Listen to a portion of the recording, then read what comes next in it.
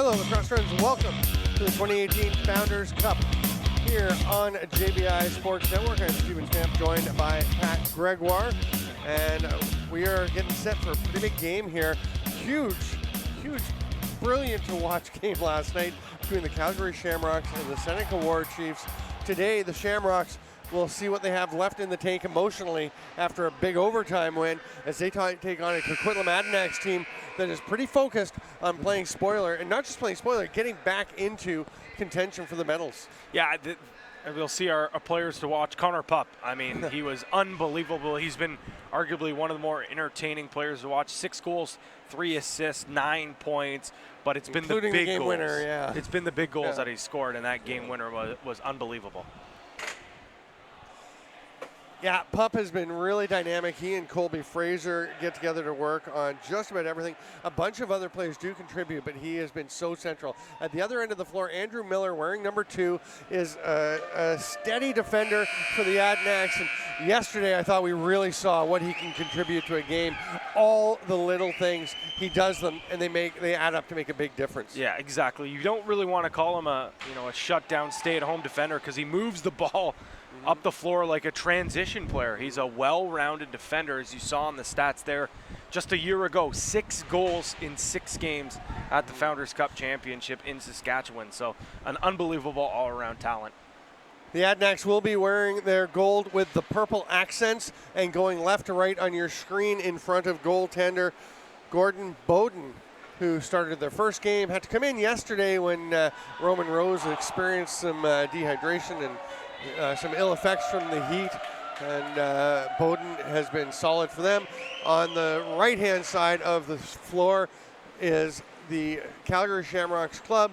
They will once again have Jared Ferris in net. He was spectacular yesterday. There are the referees, Mark Thompson from Ontario and Dave Hallett from the First Nations Lacrosse Association. The standby is Chris Tallchief, also from the FNLA.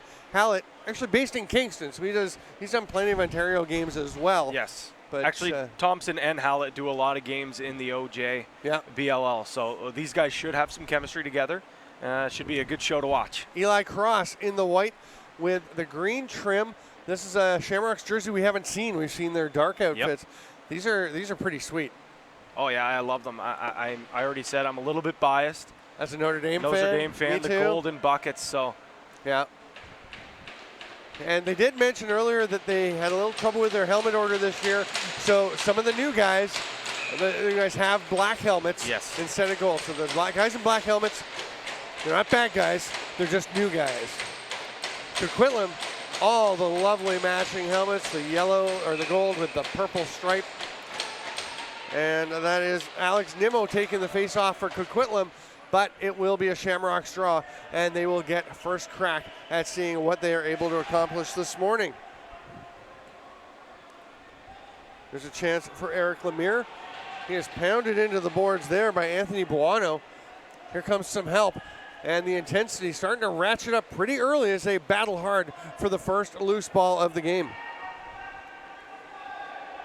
The big question, as we alluded to earlier, is Calgary, a huge overtime win last night that puts them in position. With the win today, they would go straight to the 1 versus 2 game in their semifinal and have a crack at trying to set up against what's looking like an Elora Mohawks matchup in the finals. Elora going 3-0 in their group, but this Coquitlam team is not going to step aside. They've played some very good lacrosse. They've also had their lulls, as a lot of teams at the Junior B level tend to do. It's one of the things you'll see in this tournament, I think, is a bit of up and down play.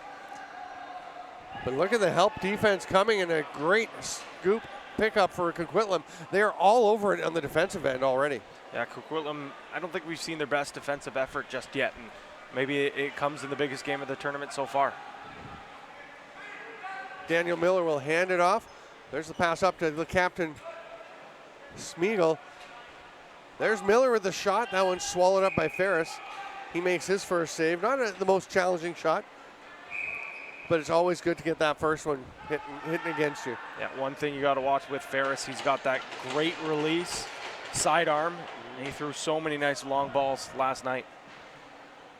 And he loves throwing it to the bench side. Yep. There's a shot by Colby Fraser, who scored. Actually, Fraser scored the goal that tied things up for the Shamrocks with just 19 seconds to play in the game last night. That was huge. That shot way wide by Daniel Miller, but it will go straight over to Bo Chetner, who's going to run into some space. A little tumble there for Colton Anderson, wearing number 17 for the Shamrocks. If you're looking in your program, you might see him as 24, the same number his brother Colby wears, but Colton is in 17.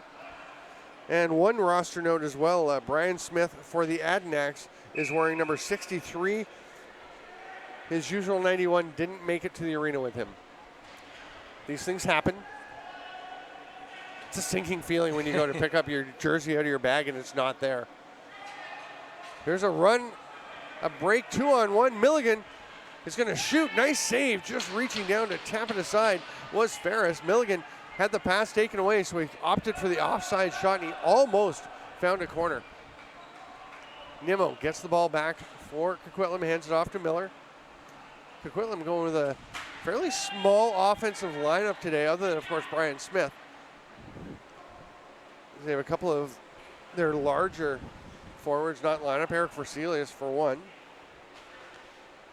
But obviously they like the mix they get with these players. You can see that actually, I thought Nimmo was in the crease. Goes for a dunk attempt. You can't do that. No. Not in the CLA. Be a beautiful NLL attempt. Fraser is going to take his time. Hands it off to James Johnston, who had an absolute monster game last night.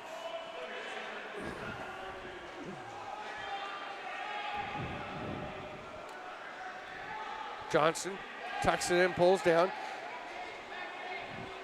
Brian Houghton has actually gone to the bench. There's a discussion going on. He and chin strap was undone, so the official told him to get off the floor. Okay. I missed that one, and I saw him just chatting with Logan Sundholm at the door, but meanwhile, a defender came out, so the 30 will expire. Coquitlam comes onto the offensive zone. One thing to watch with the Shamrocks defense, they like to switch up their defensive sets, go from a zone to man-on-man, and it makes regularly. Them just so, almost a shift on, shift off, and Seneca had a very hard time adjusting to that.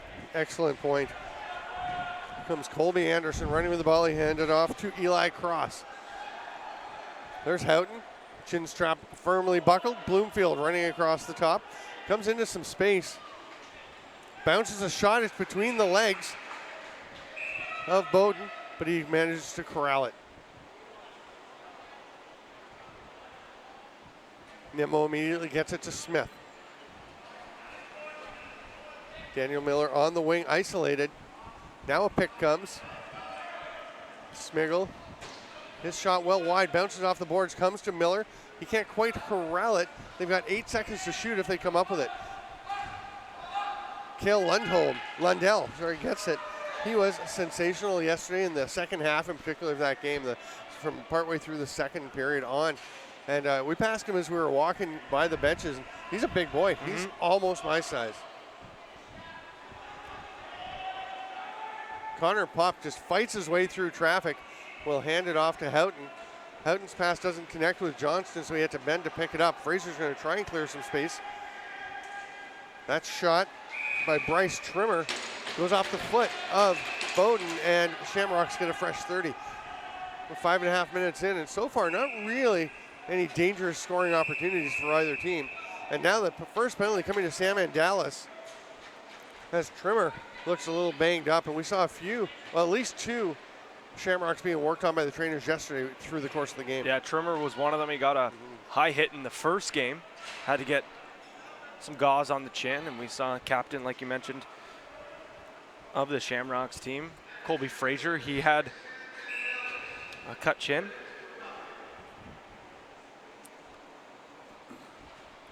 So the power play for the Shamrocks. Sundholm gives it to Pup. They get it in low. They try the backdoor quick stick. Very sharp angle for Houghton. He wasn't able to connect. Trevor Funk was waiting because he didn't want to go early and wound up letting the ball just run down into the corner. on offense, at some point, you're probably better to just go and catch the ball because you know you're turning it over if you don't go. And it is just a possession call on offense if you have too many men. It actually wasn't Funk who decided to stay. It was, I believe, the trainer who's working the door on the other side grabbed him, make sure he didn't go early. It's one of the nice things about having this angle from straight above the bench here where you got a perfect view. That shot's off the crossbar and up out of play, so a fresh 30 for the Shamrocks. Coming up to a minute left in the penalty. Johnston at the top of the crease of the power play. Pup has to track that one down after it was tipped. Johnston can't handle the pass cleanly. Kicked ahead, but Froese wasn't able to get it. Flung back towards Trimmer, but not directly to him. 8 seconds on the shot clock. Johnston will go to Bloomfield. Ducks under and then spins back around. Eventually gets a shot off. Bowden had no trouble with it. Still, that may have been one of the better. And again, they don't send a player out. The door was actually closed there. Head coach Fayez Bardai is getting up and letting them know that they need to get things sorted out on the door. Nice little toe drag. There's a good shot, but it is blocked by a defender. And then Eric Lemire is down on the floor and looking like he's in a great deal of discomfort. Maybe have to see what happened on the replay there, but he's holding his neck. I'll see it here. Lemire just winds up for that shot. Oh, he got cross-checked in the throat. Yeah. That would be the issue. That was the stick of Spencer Ma. Getting up.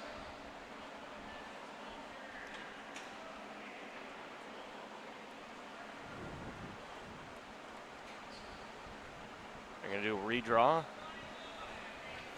at mid-floor here.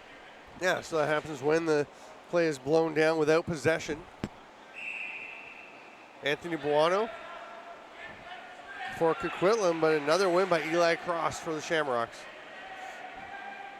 So we have an oddity here in a scoreless game where we've had 2 face-offs. Yeah. Without getting to the second period yet. Bloomfield was down on the floor. He's going to get up and set a pick on Buono, and Johnston turned and ran right into Buono. Gets it to Bloomfield. Fraser took a shot. Not sure how much angle he had, but it's getting late in the shot clock. They've got 3 to get one on net. And Trimmer is just going to run out of time, and he'll head off to the bench. So far, do you think Calgary looks a little flat? I think so, and it might be, they came off such a high of that victory. They're sitting at a 2-0 victory. I don't think they're feeling like Allura where they've got it in the bag, but definitely the intensity isn't there that we saw yesterday and the urgency that they did have. I mean, I think it's fair that they feel that way since here's Smith. We'll get to that in a moment. I know it's not the early game, but having that late game go to almost 10 o'clock. Yeah, and the emotion of it. And I mean, and the thing is, Allura did have it in the bag. They had already clinched first place in the division. They knew that Saskatchewan was going to be 4th in the division. The game this morning had no relevance on the standings, where here's a holding call coming. So Coquitlam is going to get a power play chance unless they can score first. Smigel will not connect. And Calgary will go to the box. It's going to be John Geib who takes off. Whereas in this one, I'll tell you, if Coquitlam wins this game, we could easily, the Seneca War Chiefs will be heavily favored over the North Shore Kodiaks. And a win there and a Coquitlam win here would mean we'd have a 3-way tie at 2-1. And you've been talking a lot. We'll get maybe a bit later, talk about the tiebreaker procedures, because you've been researching that. I still don't quite follow it all, so. It's not the easiest thing to follow, that's There's a chance right in the middle and a goal. The quick finish right on top of the crease. And Jeremy Basic has made it 1-0 with the power play marker almost 9 minutes into the game. Yeah, Jeremy Basic had a huge breakout game for this tournament yesterday. 2 goals, 2 assists. This time he gets one on the power play.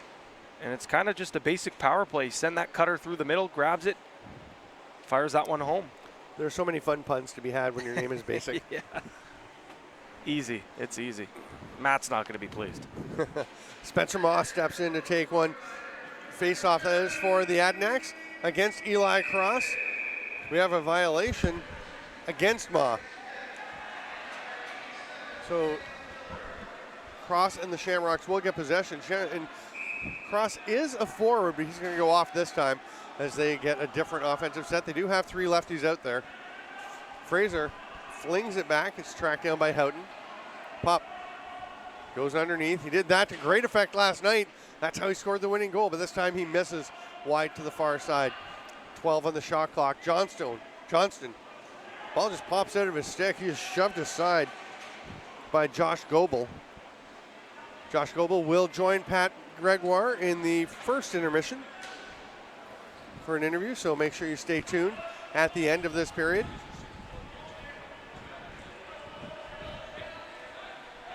Cutting underneath, looked like a chance, but he couldn't get in, and then Nimmo's pass is knocked away by Lundell. And Joe Basic, the manager of the Adanacs, is standing on the boards and wants a call there.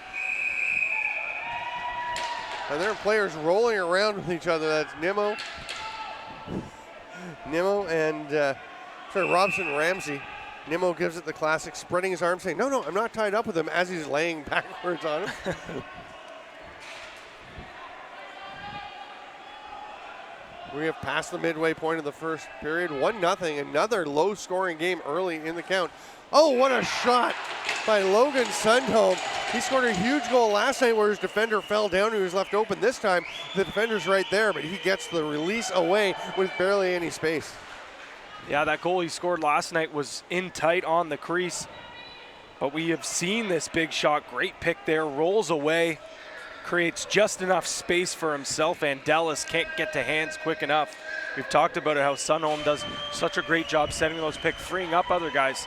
Sometimes when you set those pick and roll, you're creating space for yourself as well. Absolutely, and you could see that in Dallas was coming, and we've talked about this during the week. You know, there are times when you want to get out there and get on the hands, but if you don't get there in time, you basically just create a screen. Yeah. May have been a bit of an issue there for Bowden.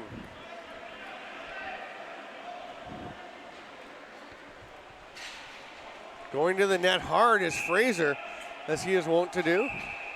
That shot goes wide and up out of play. And here comes Buono on the run. He's 1-on-3, but he's thinking about having to go. He does. He may get a chat about whether that's a good decision to take that shot. You know what, you don't like to see that take there, but you love to see the effort to go back and get that ball. Absolutely, and I don't mind the drive to the net. Try and create it, but he wasn't able to get across the crease and create an angle for himself. And kind of, I think he felt like he'd gotten close enough, so he sort of settled for a shot, whereas he almost was able to create a great chance. Here's a spin by Chetner, but he is turned back by Mulholland. Really like Declan Mulholland's game last night as well. I mean, just about everyone played well for Calgary. Especially on the back end. We talked about all the big pieces, Pup, Fraser, Lemire. Yeah. But the defense and the goaltending, I think, is the real true backbone of this Shamrocks team. Yeah, they were. I mean, Pup and some of the offensive guys got the hero turn, but I think the real heroes last night were the defensive end guys. There's Smiggle with the shot. That's turned aside by Ferris. And then Mulholland just kicks it off the backboards, picked up by Lundell, and he's going to draw a penalty. And this is a guy who was sensational last night. There goes the goaltender, Ferris, passing him as an extra attacker comes out. Just now is the extra attacker coming, actually. The bouncer to Houghton. It's going to come back to him. So they've got 4 to shoot. There's some space for Pup. He cuts it through. Bloomfield rips it. Sidearm snipe. They made the absolute most use of the time they had available there as that ball went in with about a second left on the shot clock. Well, that's as good as a extra man offense that you can get. Just tic-tac-toe, Pup throws that beautiful feed, but it all starts with Houghton.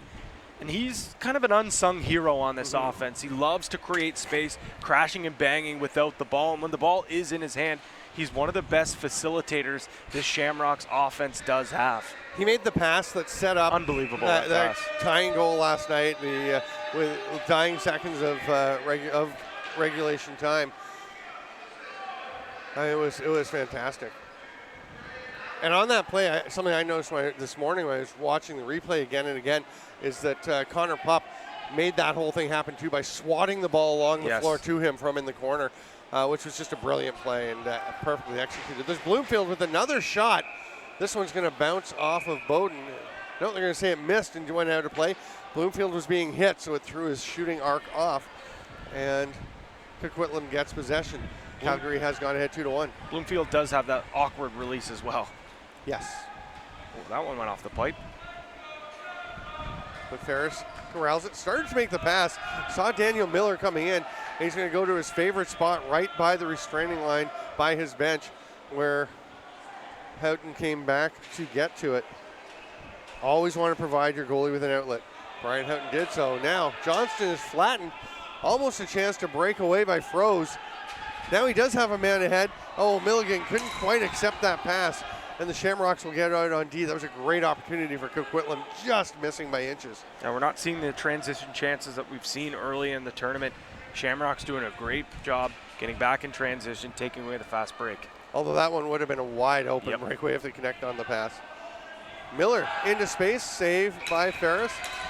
I feel like you can run into that open spot across the top like that and create a shot, but Ferris, if he sees it, he's going to stop those. He's been really sharp. But it's going to be a challenge picking the goaltender of the tournament. Oh, yeah. For the all-tournament team. Ferris has to be in consideration, but I'm sure there are others that will be playing a big role. There's a shot to the far side that may have gone off just a bit of the leg of Bowden, certainly caught the post as Pup thought he had a spot. Bloomfield spins, tries to feed it in. I'm not sure that was actually there. And then Pup thought he had a chance at the over-the-shoulder shot there, and that one was headed straight up. It might still be going if there wasn't mesh behind the ball.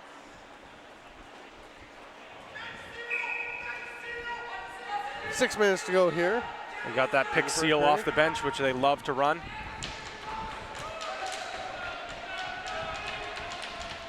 Yeah, not going to surprise anybody. You can hear it coming.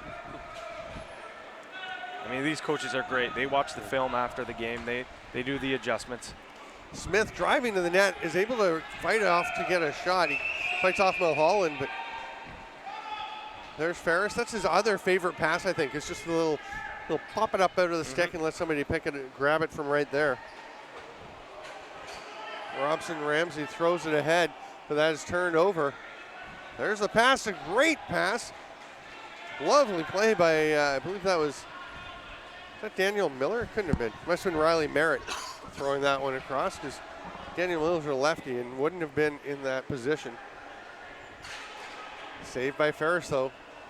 Then that pass is thrown well behind Eric Lemire. He kind of just watches the ball for a bit, and now with Johnston getting there, he's going to have to hustle down and throws a loose ball check that's going to result in Coquitlam possession. Lemire needed to take off earlier to avoid that, but did at least put in the hustle to get back and save his team's bacon. Funk shoots. Well, I kind of thought that was a pass, but it goes in, so we'll call it a shot and a goal to tie things up for Coquitlam. I'm not sure if it was a pass or a shot, but a changeup that certainly fooled Ferris. We'll see here, just kind of waiting. Yeah, I think that. I thought he was trying to hit Georgette coming through. That's what I thought too. Maybe it's one of those ones where you pass, you realize your man's not ready, and you stop, and the ball still comes out. So a bit of a broken play. Sure looks nice when it goes in. Yeah. We'll call it a change-up goal. He meant to do that. Yeah, another win for Eli Cross. Gets it across to Mulholland. Little sprint to the middle of the floor and pass it ahead to Johnston. Little stutter step. Oh, he gets stripped. Ma with the trail check, and then Goebel with some help. And Buono jumping in there as well.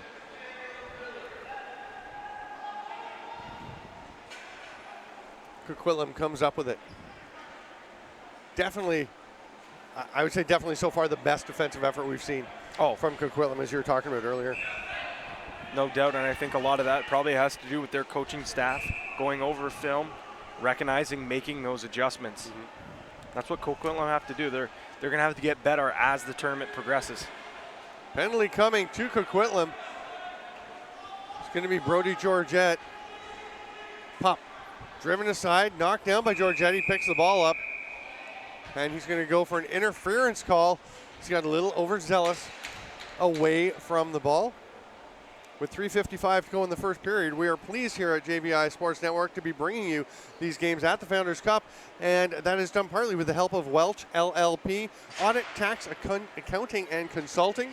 Thanks to Welch LLP for being part of the Founders Cup sponsorship diaspora.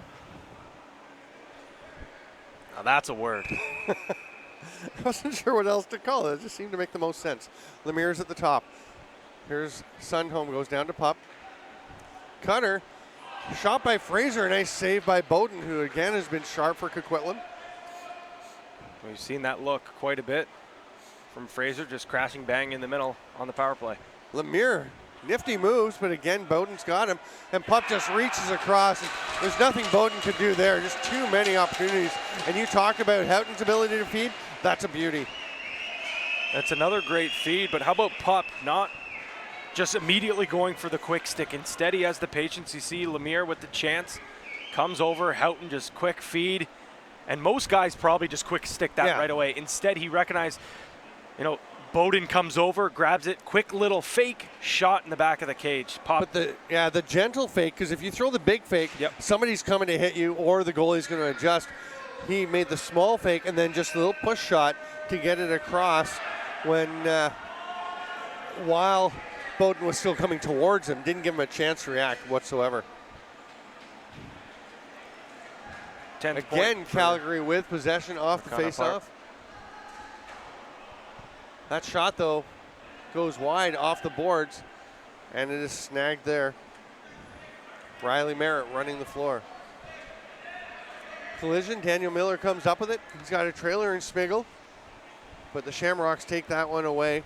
Smiggle will drift over to his position, and Miller still hanging on. Penalty coming now to the Shamrocks. It's going to be Devin Bell, and he gave the same look that we saw at the other end from Brody Georgette of why. What did I do? Well, you knocked the guy down away from the ball. It's hard to be surprised when it just happened at the other end of the floor. And that did lead to a power play goal for the Shamrocks. We'll see if Coquitlam can tie things up with a man advantage marker of their own. Pretty big back line for the Shamrocks on this penalty kill. They've got Declan Mulholland, 28, and Cale Lundell, 10. Both very big boys. And then up front, they've got Colby Anderson and John Geib. There's Miller with the ball to Smith. Three righties basic on top of the crease. That's Smiggle with the shot. He's not able to find a way through, and Ferris looking up the floor. Long outlet pass. A little bit too far for Pup, who has had a great tournament, but in that case, I think he should have just run after that instead of trying to jump for it. Such a temptation to just reach up and try and get to something when if you just run and you're faster than I am, then you can usually get to it. If you're me, then you just watch it go bouncing down into the corner. Smiggle to Miller. Gets a pick, shoots, low shot, but no problem for Ferris. 5-hole attempt, and the big stick covers most of that.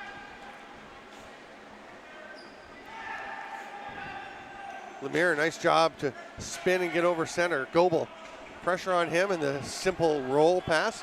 It could be used more by a lot of players when they're under duress. Fraser will get it to Pup. He lobs a pass across. Pat Gregoire is going to head down to floor side, where he will be joined by Josh Goebel, sorry.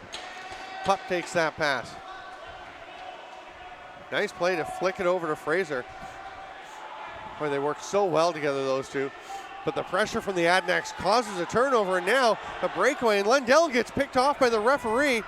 And the goal, beautiful finish by Tyler Johnson. And Lundell is dismayed that he could not get out there. The referee, Mark Thompson, was running down the floor. Now they're going to have, the two of them have a quick chat. I mean, that's just, I guess, an unfortunate circumstance, but it left things wide open for Johnson. And he goes 5-hole, and Ferris was unable to keep things closed down there. The stick kind of out of the way as he was stepping across. We're 3-3 power play goals for either side. And we're coming into the final minute right now of this first period. I'm Stephen Stamp with Pat Gregoire at the 2018 Founders Cup, showing you all this action live and free on JVI Sports Network. Daniel Miller gets it. It was a violation on the battle for the loose ball, and the Adanacs a chance to take a lead. Miller rolls off that pick. Nicely gotten there by Robson Ramsey, or picked up there by Ramsey. Here's a chance for Chetner. He gets a shot off. Ferris stops it. Chetner is flattened by Jack Murrah. Shamrocks don't like the call to give possession because they thought he was just protecting his goalie. The Adanacs player was reaching in towards the crease. Spin by Georgette. He lands in the crease. Ferris rolls on him. And the ball actually just slipped out of the stick of Georgette as he comes into the net and rolls up top. You can see he loses it, and then he goes into the legs of Ferris. And Calgary's going to be pretty upset, even more upset than they are right now when they see the replay and see no penalty called there. We do have a timeout taken now, and the Shamrocks will try and set something up. They'll have six runners out there. As Ferris will go to the bench. Ferris was pretty unhappy last night on a huge goal for Seneca. But the replay showed quite clearly that Gutch Salinas, who scored it, was outside the crease. His feet were outside, and he was cross-checked from behind into the leg of Ferris. It is 3-3. Again, a very big game. Coquitlam needs to win to keep their chances of going to the medal round alive. I think they need to win by about 6 or 7. I will get Pat Gregoire to talk about that a bit more. You want to talk about it now for a second, Pat? Or? I'm not sure if Pat can hear me. It's confirmed that he can't right now, so 24 seconds to go. Ferris is on the bench, so as Fraser strolls towards center, the Shamrocks will wait till there are about 8 seconds left on the clock before they go. 14 now. 10. They start to move. Johnston. Nice defense. Behind the back pass. Sundholm's shot is blocked by Buono. Great play there by the combination of Nicholas Musso and Anthony Buono. And the Adanacs, who have a great defensive period, close off the period with a great defensive play. Pat is down on the floor. He's going to grab Josh Goebel. And we'll look forward to hearing from one of the cornerstones of this defensive group. We do have Ralph Gubler collecting shot totals for us. He is the stats guy for the Calgary Roughnecks. So he's been courteously collecting those and bringing them to us at the end of each period of the Calgary games. And we'll bring you those when we get back from intermission. Now, Pat Gregoire down on the floor. All right, joined by Josh Goebel. Josh, we were saying up in the broadcast booth, by far the best defensive effort for 20 minutes so far. What adjustments did you and the coaching staff make to be so successful here in the first frame? You know, we really just tried to get out on the ball more. I mean, we got a bunch of outside shots when we played against North Shore last game. Got out in the hands, trying to take away those shooting opportunities from the top, because once they get inside, we can try and slide to them, minimize chances. Now, we've noticed up until that last goal there, not a lot of transition opportunities. Is it a fact that you guys are maybe taking things back with the ball, or is Calgary just doing a good job getting back and taking away the chances? I don't know, the whole transition game's quite different here than in BC. In BC, we have 2 benches on one side, right? So you can get fast breaks and get other stuff, but it's kind of tough. I mean, we're trying to adjust. We practiced back in Coquitlam to know, because we know the benches are opposite sides. I mean, trying to get it going, it's just tough for us to get transition going in this rink. I know it's still early in the tournament, but, you know, Coquitlam 4 years in a row here, but it has been a while since Coquitlam's taken a medal back home to BC. I know you probably don't want to get ahead of yourself too much, but how special would that be, taking home some hardware? It's pretty special. I mean, I don't even know if BC's ever won Founders Cup or anything like that. I know Ontario's got the strong programs. They've got junior 5 years. We just switched to that last year. So I mean, in the future looks bright. Hopefully we can get it going. Future looks bright for your team as well, as it's a strong start. So thank you very much, and good luck the rest of the way. Thank you. All right, we will have the second period of action coming up here on the JVI Sports Network.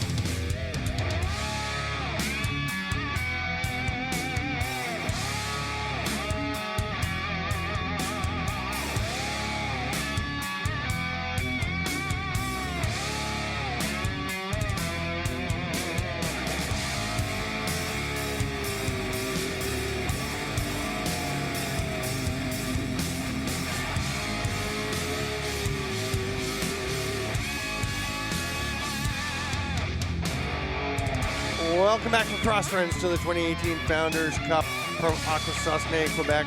We think Quebec. Here are the highlights of that first period. That's a great shot by Sundholm to start things off. Yeah, beautiful shot that goes bar down here. A little bit of a sidearm that almost goes just right on the inside, piping in, and another big shot. Not so hard as the others, as it's just whoop, a little change up. And that's how we're at here. 3-3 is the score. Good defensive battle. And these two goaltenders have put on a show once again. Yeah, both defenses have been very good. The goalies have been very good. Jared Ferris kind of walked right past that shot. My funk, that pass/shot, as we talked about it. We do have some stats. Again, thank you to Ralph Grubler. And 17-12, the shots in favor of Coquitlam in that period, which of course means that Jared Ferris had to do some yeoman's work, making 14 saves, 9 saves for Gordon Bowden. And the draws is one big story. Eli Cross with 7 out of 8 draw wins in that period. Of course, the extra draw because there was the injury, so we had a second faceoff before we even had a goal. You've been kind of keeping track of the first game. He was outstanding, won well over 50%. And then his second game last night, he was about 30%. Yeah, 30%, but he's back to where he is. And he's an interesting little story. He works with Elevate Lacrosse, which is owned by the Snyders. So, you know, when Jeff Snyder's teaching you how to take face-offs, you got a pretty good coach. Yes. I've had the good fortune to get to watch two of the great face-off men in the game in my hometown of Peterborough. Jeff Snyder came and played for the Lakers, and he had come from out west, and he just dominated that MSL. People just don't know how to deal with him. And then now Jake Withers is the draw man, and man, he's putting up numbers that are comparable to Snyder's. He started off around 60% for the first third or so of the NLL season this year as a rookie, and then he just went up and up and up, and he's at that point where he's just pointing guys, go here, you go there, and I'm going to put it there. And people know what he's going to do, and he just does it. Yep. Eli Cross is not quite at that level yet, but boy, he's had some pretty impressive performances, and today is another one of them, although Coquitlam will get the first possession of here in the second period, and Smeagol will try to get something created. Somehow that pass got through, and Alex Nimmo was able to catch it. And Chetner will throw it back over to the left side. Smith's going to come and set a pick. Chetner feeding through. They're down to 10 on the shot clock, and Ferris comes up with the ball in a pretty fancy pirouette. And then lofts one up. Pup tried to decoy that the ball wasn't coming because he was covered, but he wasn't able to snag it as it bounded up off the turf, and Coquitlam goes straight back to the attack. And Calgary will spend the first minute without possessing the ball. Skips away from Smeagol, and eventually he will get it. There comes the defense on him. The double team, he's still fighting his way through. Somehow he emerges from that with the ball, but the shot goes well wide and high, or at least well high. And the shot clock will expire. Oh, Calgary wants a delay of game call, and they are pretty well justified as Josh Milligan rolled that one after the whistle had gone the length of the floor. Dave Hallett's actually having a bit of a chuckle, I think, the referee down on the goal line there. Looked like he was chuckling. I think that's just Davey Hallett's. That's just his expression. That's just, he's always smiling. He just looks bemused much of the time. He's a happy guy. Even when Darius Kilgore was feeding it to him last night, he still had a big smile on his face. He has a smile on his face right now. He's getting a ball from the scoreboard operator. There's someone in the penalty box there. There's a chance for Coquitlam again. Smith with the rip and the goal. He's wearing number 63 instead of 91, but he looks just like he did in his other uniform, sniping bullets from the outside. Yeah, the big frame of Brian Smith with another goal. Had a great performance yesterday, 3 points. You see great ball movement from Chetner, and a great pick there set by Sam Andalis, playing both sides of the ball here in this tournament.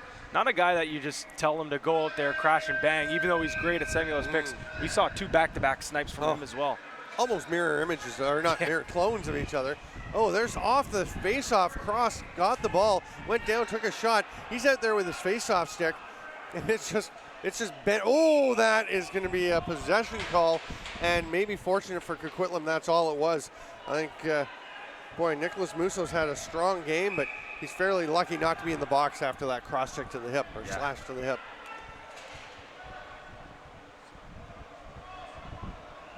Pup looking for some space. I think that goal by Coquitlam is important, and we'll get to why in a second. I mean, obviously, big hit by Georgette, but still Pup holds on to the ball. The stop, the rebound rolls away from Bowden, and it's a fresh 30. Trimmer hits a cutting Bloomfield. Nice finish. The one fake didn't do a lot. The second one is when everybody bought in, and he tucks that one home to tie it up. Bloomfield with his second of the game, and talked about it before. We'll see the feed coming up here, but Bloomfield cuts in, and there you say, that's good on him. It looked like it was a fake. I think it was also for him fending off that check as well. You see the stick got on his hands and actually changed the angle, which I didn't see live. Yeah. So we love having these replays, thanks to our tech folks over there making it all happen. Who's on replay today? Lucas? Nice work. Total team effort here at JVI Sports Kevin Network. and Lucas. We've got Abby and Tiffany contributing as well, and of course Gary Morrison, the major domo, and Matthew Carrick, our director. There's a nice save. I wasn't going to leave Matt out. Big Daddy? I could not leave Big Daddy out of it.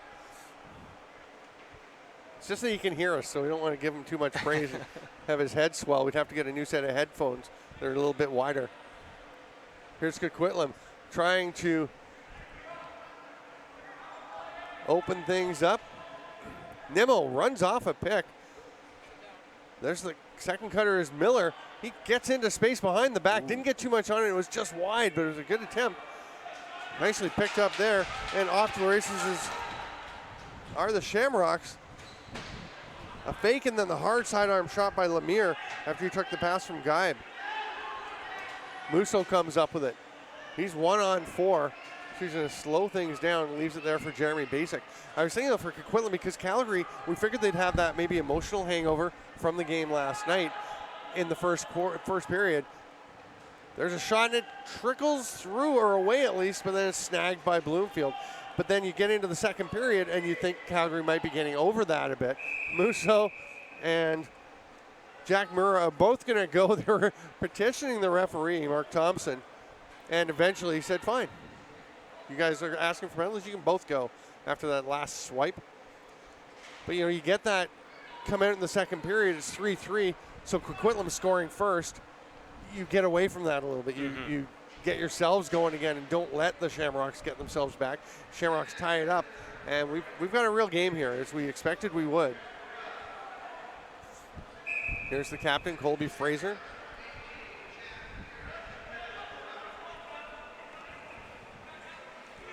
Ball pops loose. Still free. Lots of time on the shot clock, so if Calgary can get it back, which they do, they have some time to work. A dozen to go with. We're 4-on-4. Pup. You can see he's looking towards the net. He's looking who's with him. He decides the shot is his best option. Is stopped by Bowden. And here comes Anthony Buono. I like when Buono gets striding out. He can really cover some ground. That shot is stopped by Ferris. It was a great option to take that shot, though, and he almost found the back of the net. Here comes Geib, sprinting upfield. Hands it off. Trimmer feeds it down to Lemire, who goes to the net, is pushed. Lands at the feet of Bowden. Gives him a tap on the pads. I like to see that sportsmanship. I also like to see guys banging each other around. Nice to have that blend of physicality and then respect. Smiggle hands it off. Comes to the middle to Basic. Little lever pass. Smith moves it quickly. There's Smiggle with a goal. Skipper low. Great ball movement. And then Brian Smith's giving it to Jared Ferris. And Ferris is coming out to have some words for the Adanacs bench. Again, great ball movement. And it's that east-west passing that's allowing the Shamrocks to kind of get out of funk. They're not being able to get out to Hansy. Smiggle just throws that underhand skipper, like you said. Smiggle, love to see him score. He's a leader on this team. And you could tell the guys all love him. Every time he scores or makes a big play, they're always going up to him with big smiles on their faces.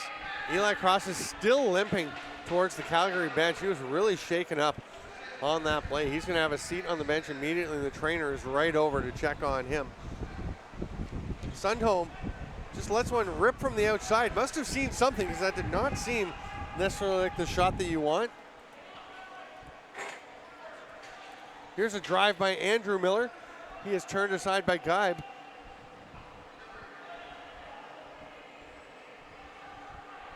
Couple of fakes. Now he's going to get to Chetner. Chetner picked up well by Isaac Wenekers. Gets the ball back after it popped away from his stick. Bloomfield gets it just before the 30 was about to go. Little spin move.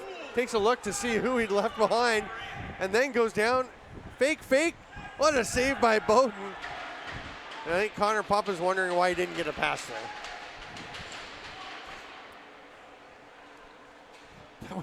That was actually quite funny when Bloomfield spun 360 degrees and then looked back to see who it was that he'd eluded. There's a definite moving pick by Brian Smith. Then he runs into Mulholland as he heads off towards the bench. We're reaching that point in this game and in this tournament where the little nastinesses come up, and we like it. Oh, yeah. We like the intensity. Nothing dirty. Nope. But be tough, be rough, be Yep. edgy. Last game, I think, was probably the most chippy contest that we saw. Maybe that one, or the Elora Medicine Men game. We saw some big hits in that one, too. Fresh 30 for the Shamrocks after the loose ball violation. There's a big hit, a big pick by Houghton. It's a bit of a hip check. Then Fraser has his stick stripped away by Josh Goebel. Coquitlam didn't, Coquitlam didn't love that late shot there, but I think it was close enough where you kind of just let that one go. Smiggle, the last goal scorer, is going to get it back from Miller. Trying to open up some space for himself. Gets a shot, somehow buries that chance as Declan Mulholland was all over him. And Smiggle, and they are all over Ferris, and they're getting into his head. He is strolling out past the dotted line to talk to them with his palms up, and he needs to just focus. We saw last night that they got into his head a bit, but he got it back. And you know what? I think this might be from the coaching staff. They saw what happened last night. They said, you know what? If we get a couple by Ferris, get in his head, chirp at him. He's going to get right back into it. This could be one of the best goalies, if not the best goalie we've seen this tournament. If you can get in his head, take him off his game, why not? Yeah, that was a great shot by Smiggle. Again, to reach around Mulholland. The ball is caught there by Trimmer. Musso on him. Snagged by Froze. Nice job to snap it away from Connor Pupp. Here comes Riley Merritt. He'll leave it for Brian Smith, and the big man goes to the far side. Picked up there by Devin Bell. Nimmo with the shot. May have had Ferris beaten, but couldn't get it past the pipe. Bell and Smith really battling inside. Then the big pick, and a pair of Shamrocks together, but it doesn't hurt them as the shot goes wide and rolls all the way back down the floor. Bowden will sprint out.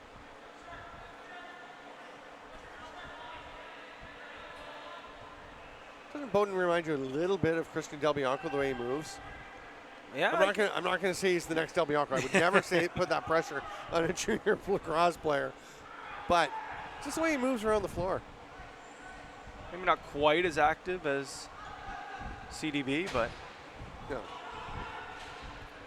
That shot off the boards is going to roll all the way down. It's picked up by Johnston. He had a big goal earlier, but can't quite handle the ball this time, so he's going to try and set someone up. Actually, he's going to lob it up, and Basic will start the offense for the Adanacs, who lead 6-4 here. We are nearing the midway point of the second period. I'm Stephen Stamp with Pat Gregoire, and this is JVI Sports Network, bringing you the 2018 Founders Cup from the Turtle Dome in Akwesasne. That pass gets away. Is tracked down by Funk. who has to just let it fly because the shot clock was about to expire. It did so just as the ball hit the boards.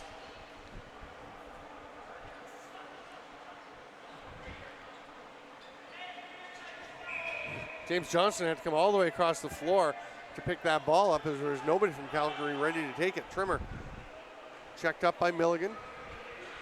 Ball pops out. Sundholm can't quite corral it. Now he's got it, and he's right in the thick of things. Spin and escape by Musso to create a breakaway. Here he comes. Big save by Ferris. That should dial him right back into the game. Here comes Geib on the run. He looks around, sees he's got no lane as the other 4 Coquitlam defenders just stood back and let Musso go. Here's Pup. Lemire backdoor to Fraser. He can't handle it. Actually takes a peek at where he's going to want to go after he picks the ball up before he goes and gets it.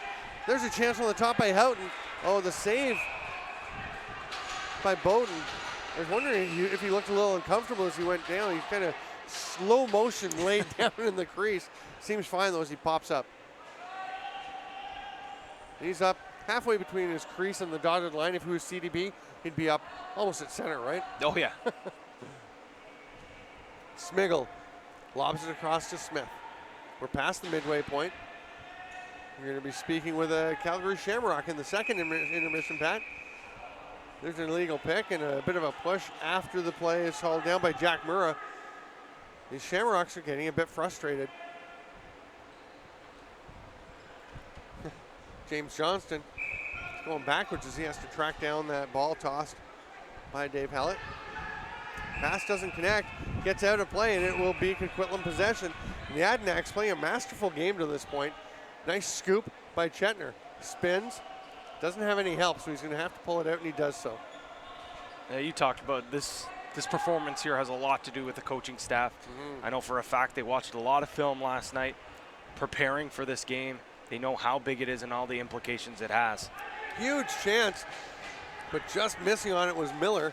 Smith tracks it down. They've got a fresh 30. I didn't think that touched anyone, but don't really hear a complaint from the Calgary bench, so we'll assume it did go off the goaltender. Smith's shot is blocked. Ricochets out past center. He is chased by Isaac Wenekers, who gets back, and that pass was tipped by Nimmo en route to to Bo Chetner. Chetner fights off some traffic, gets the shot, shrug save, but it comes straight back out to Smith.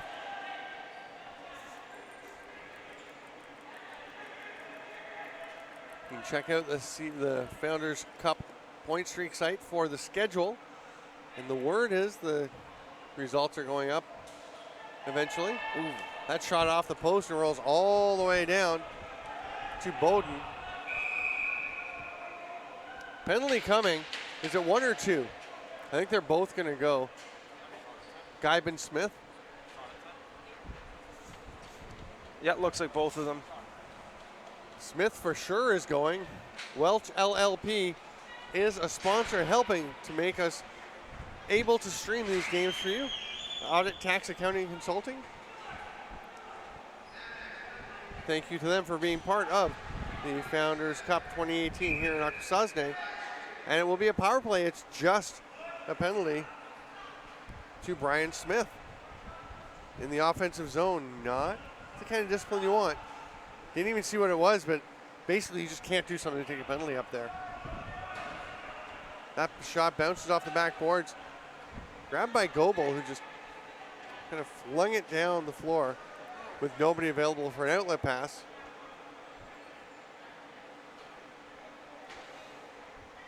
Houghton moves it into the offensive zone. Power play goal would be huge here for the Shamrocks. They trail by 2 as we near the 7-minute mark to go in the second period. I'm Stephen Stamp with Pat Gregoire, and this is JVI Sports Network.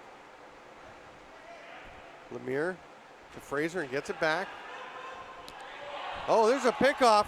Chance for Buono. He is gliding down the floor. Looks, has room, time. Saved by Ferris.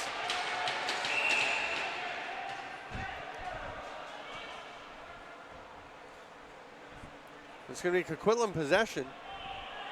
I didn't see what the call was. I heard the whistle of Dave Hallett behind the play, and he was already pointing in the direction of the Calgary end. Wouldn't have been too many men because it would have been a penalty, so. Wow. There's a goal by Andrew Miller.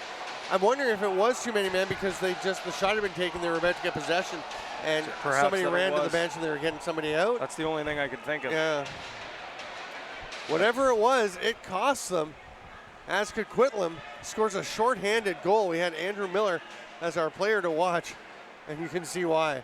Yeah, this is that blistering speed that we're used to seeing from Miller. The first game, we thought he didn't have that great of a game. Second game, spectacular defensively, and that's the offensive side of the game that we've seen from Andrew Miller before.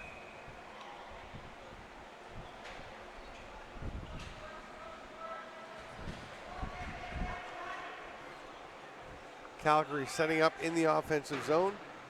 There's Bloomfield. They trail by 3 now. They are still on the power play for another 38 seconds. Johnston loading up at passes. They try to attempt the backdoor pass, doesn't get there.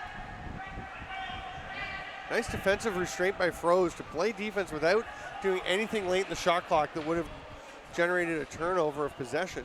Tremendous penalty kill. Both the last 2 sets, unbelievable. This unit is doing a fantastic job. Yeah, the whole defense, but the penalty kill in particular is standing out. And now the clock will tick down. Smith in a second will step out of the penalty box and join the offense. He's going to the back door. Nobody gets him. They get the ball to him. Tries a little reverse shot or a little twister, but that's stopped by Ferris. I think it was just wide of the net. Robson Ramsey. Oh, his pass is picked off. Buono wants the outlet. It's too high for him, which is saying something because he is a pretty big fella. But he corrals it down. Yeah. He's cradling as he walks through the change box to the bench, just in case he could fool someone. Smiggle gets a pick from Nimmo. There's a drive to the net. That one's stopped by Ferris.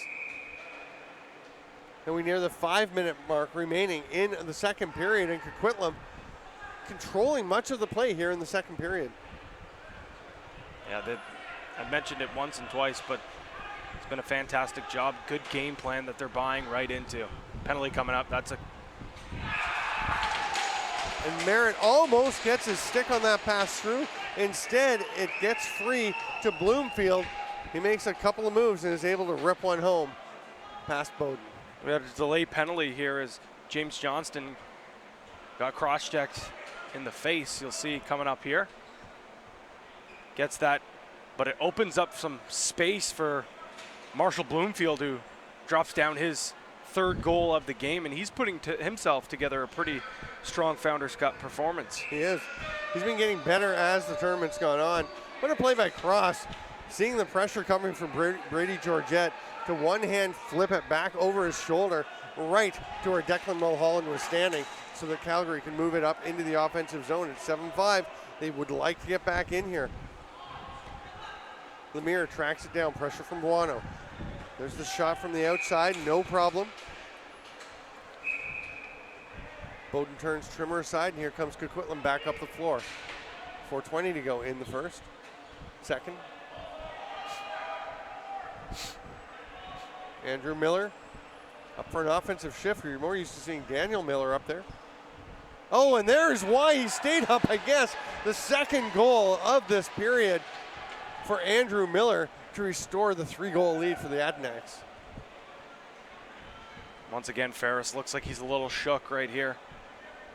But you see Miller, our player to watch, unbelievable. Dances through 3 guys.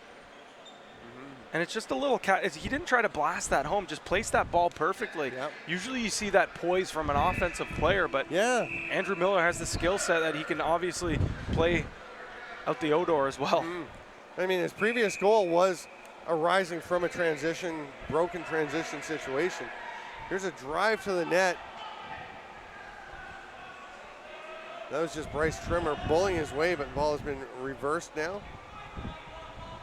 Bloomfield trying to find someone. Nobody's open, so he goes to Johnston. Now Pup.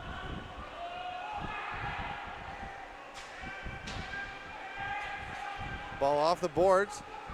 Johnston couldn't come up with it. You asked about transition in the intermission, and Coquitlam really pushing it in the running game now. Maybe you touched on their secret weapon.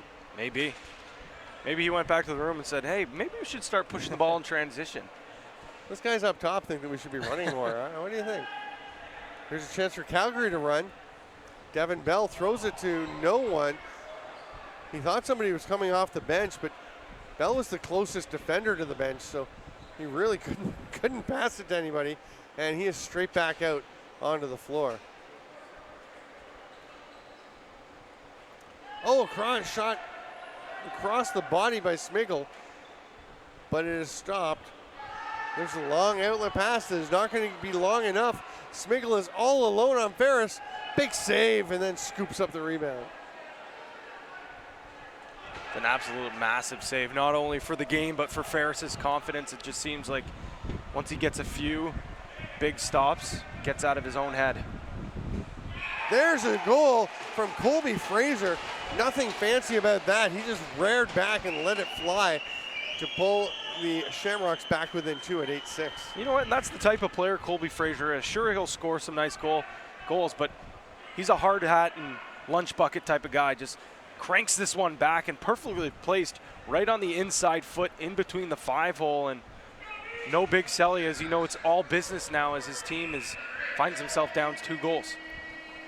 And we talked about the chances are that if Coquitlam wins, Calgary may be okay, they may not. It depends what the Seneca War Chiefs do against North Shore. And you know Seneca, if they're motivated, they know they need a bunch of goals. They can score a bunch of goals. Yeah. And North Shore may have trouble staying with them. The Junior C team is very new to this whole experience. Yeah.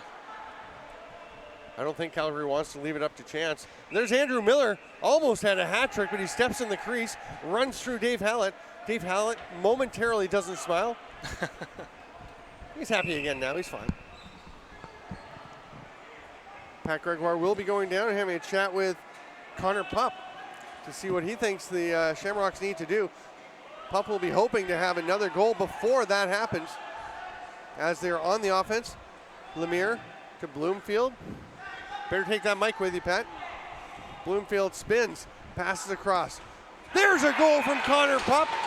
Perfect timing, we call him, and he rips it home.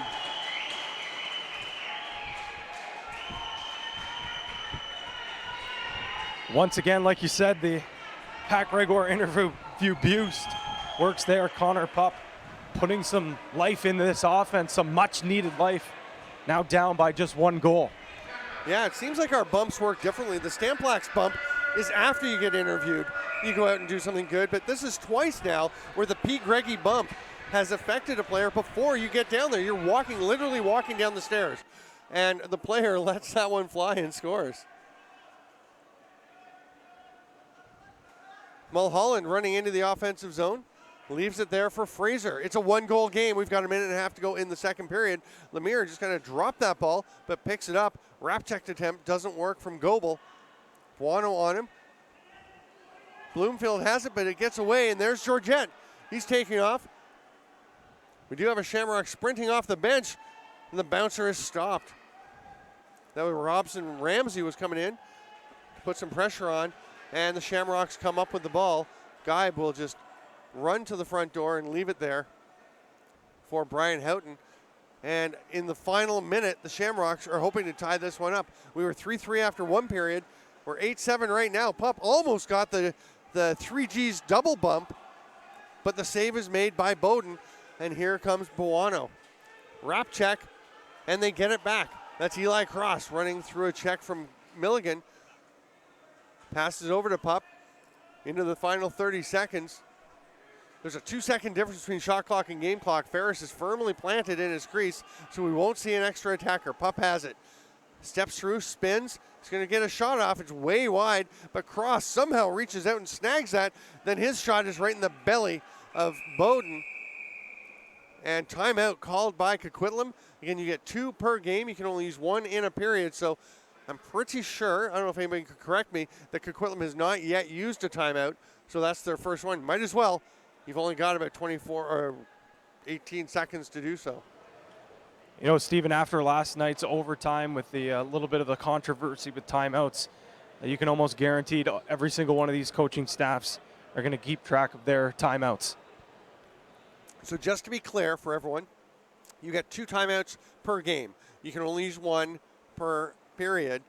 And last night the issue was that the Seneca War Chiefs had used their 2. Well, if you go to overtime, if you have a timeout remaining, it carries over with you. You can still use it, but you do not get an extra timeout. There are situations, I mean, the National Lacrosse League, if you, when the regulation time ends, all those timeouts you had up till then, anything you had left are gone, the one you could have used in that half, but everyone does have one to use in overtime. In this case, if you use them, you don't have another one. And if you have one left, that's all you've got. You can only use the one. 10.5 seconds to go. Coquitlam will start in their own end. The sprint up. Smeagol took it from Funk, shoots, got through and hit the post. We're going to have to take another peek at that because I'm sure that got through Ferris and was very close to being another, and Smeagol just looks up to the sky. He can't believe that one didn't quite connect. Sorry, I was actually looking out at Smeagol. Can we run that one more? Pat's still tracking his guy down. Yeah, we back it up. Here's the shot. Hits the leg and off to the other side. Not sure if it hit the post, but it definitely hit the inside of Ferris's leg and rolls across the crease. Very close to going in. There it's off the leg, off the post, and yet changes direction back out and then off the foot of Jack Murrah. And we're going to go to Pat Gregoire on the floor with Connor Pupp. All righty, thank you very much, Stephen Stamp. Like you said, Connor Pupp joins me now on the floor. Connor, it looked like a little bit of a slow start for you guys, especially offensively. Do you think anything had to do with the overtime emotional victory carrying over? You know, maybe a little bit. You know, might be a little fatigue coming in, especially, you know, tough game last night. But I think big thing was we got to refocus. That was kind of the focus. I mean, we came out slow, but I think we're starting to pick it up here, and we're gonna you know, third period, usually our best period. So hopefully we'll finish it off here in the third. Now, you did mention you guys refocused, and it did look like a better offensive mojo that you guys had in that second period. What were you guys doing differently, or was it just the fact that maybe some shots were sinking? I think, I don't think we were shooting enough, you know, first off, but I think we started to move the ball a little bit better, and we started to see the open guys a lot more. And once we started to see the open guys, you know, the shots started to come a little bit easier, and you know, the looks are better. So I think definitely just moving the ball and trying to get balls on net, you know what I mean? You know, in your league finals, your goaltender, Ferris, was unbelievable, being named the MVP, and it looks like he's carrying that. How huge, especially last night and then earlier here today, how big has he been for you guys?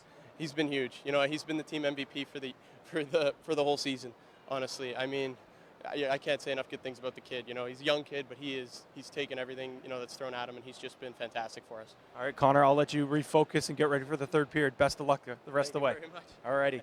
Connor Pupp, big smile on his face, and as he should, scored the latest goal. Will we see more goals from the RIT Tiger? Well, we'll have to wait and see here on JVI Sports Network.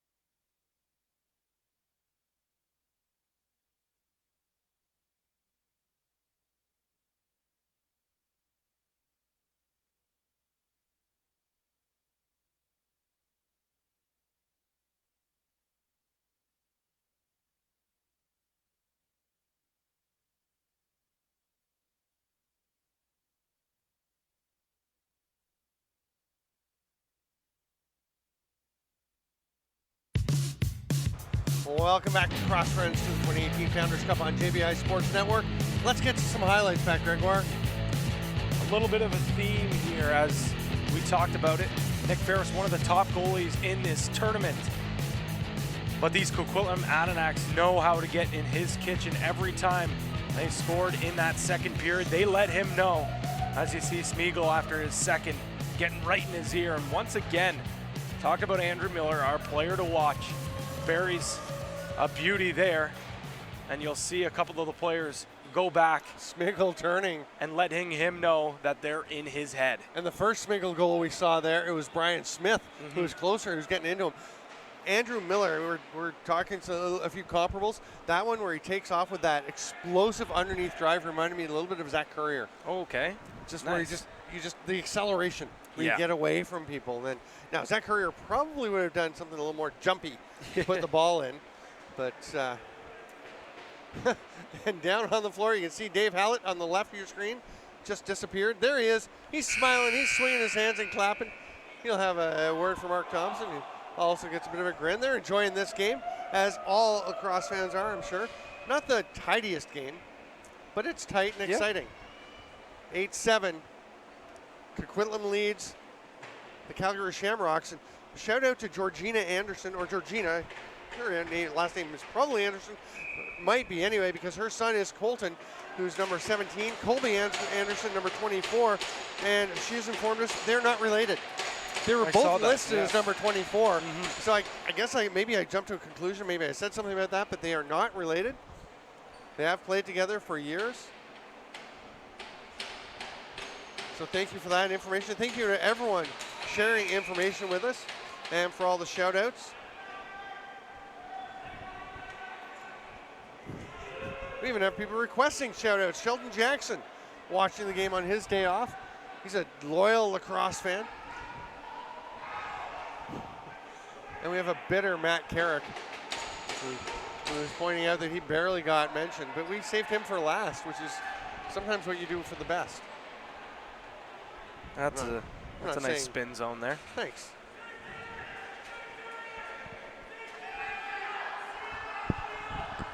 Once again, that off-bench seal that they like to run. Oh, and it works! Brian Smith takes the pass from Smeagol. Oh, wait a second. Okay, yeah. I thought they were waving the goal off. No, but you'll see here. Let's take a look at this replay here first. You see that bench seal? And once again, Brian Smith having a huge game. Second goal there. Finishing at the end there, he starts to run over towards the crease. And that's good on the officials. They must have been told, all right, make sure Ferris, they're going over to Ferris after every single goal, getting in his head, chirping at him. So Mark Thompson saying, all right, get out of here. That's enough. Don't need to go. It's one thing if you're just turning where you are and chirping. No, they're directly Smith was walking. actually heading towards him. Yeah, I like that. Here's a chance for Pup as he takes the dump pass, rips it far side. A little bit high, though. And you and Matt Carrick were doing some math during the intermission. Well, we have a second as the shot clock expires. What is going on? So we were trying to figure out the goal average formula, which we do, and let's just say the numbers are very, very tight.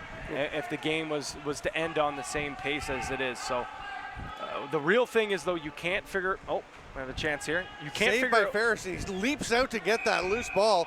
Oh, and then a bit of a chop to Smeagol's leg. And Smeagol is all over both Ferris and Mark Thompson, wanting a penalty. It was the gut side of the stick, not the wood side, which does make a difference in how that is viewed. Here is a shot from Sundholm. Coquitlam on the run. They need some goals if they're going to get the tiebreaker. Here's Dallas. He had a couple yesterday. Doesn't get one here, but he's going to go. He can't pick that ball up. He went through the crease, and there it's called. Oh, no, they're going to call it back in. As that was Jack Murrah pulling the ball to himself while he was in the crease, so Coquitlam will get the ball. It needs to be a 4-goal differential for Coquitlam to get the tiebreak over Calgary.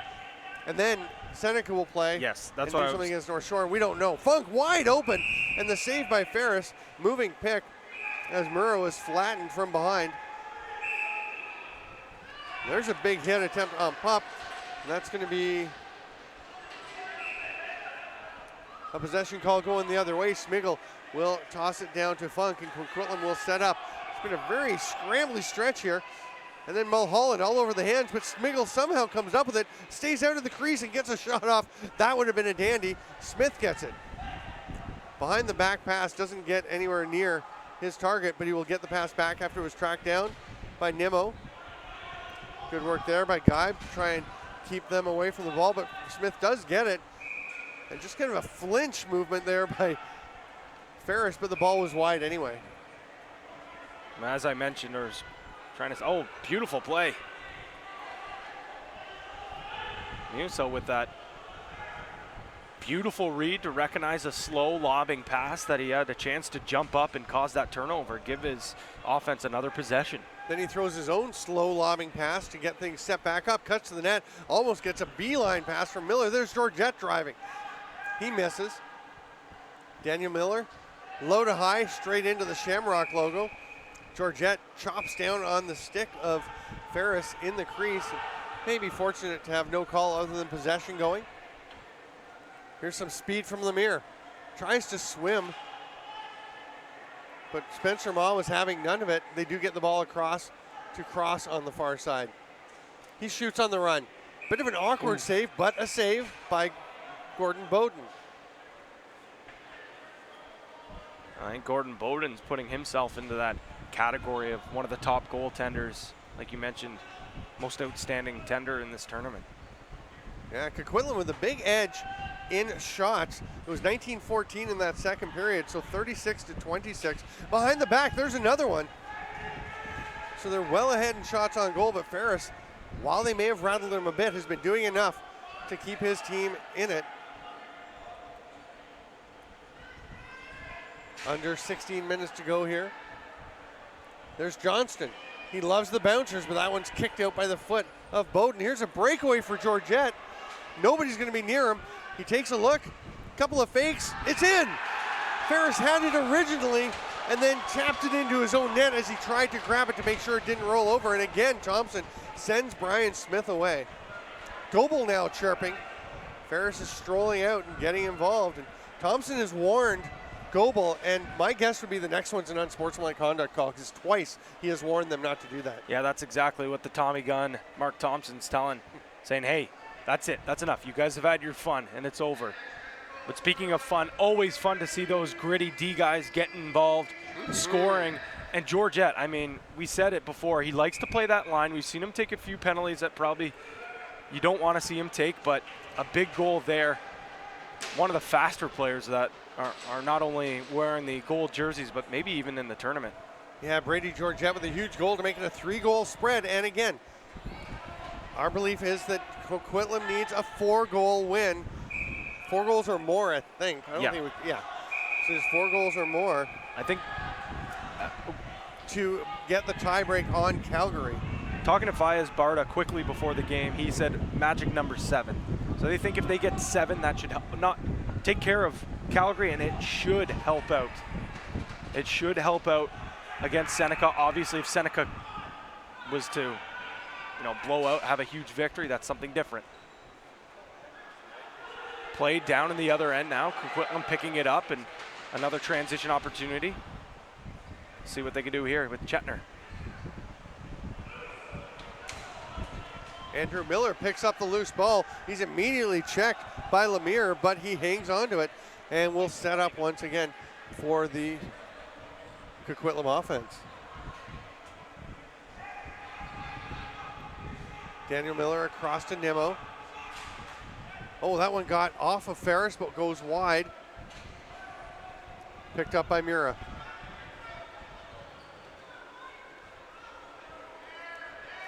He sees some room in the middle, so sprints down, but his pass is knocked away by Milligan. A battle ensues, and Trimmer comes away with it. Just 12 on the shot clock for the Shamrocks. Pup has it. He'll come across the top. Was thinking about the shot, but he was covered pretty nicely by Milligan. They've got to get one off, and that one will just be dumped into the corner by Calgary. Coquitlam will move forward.